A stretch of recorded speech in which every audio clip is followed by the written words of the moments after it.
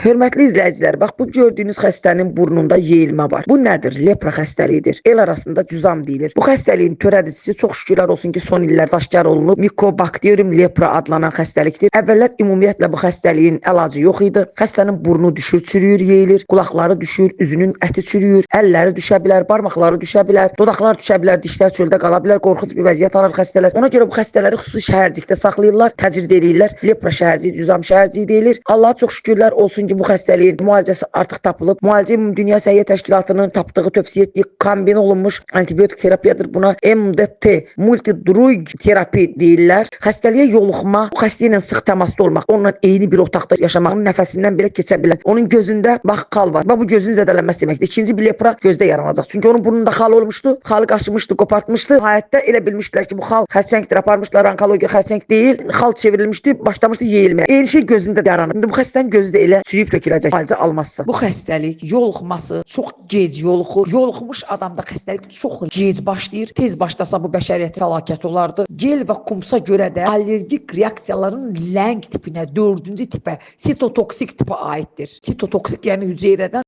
zəhərləyən tipə.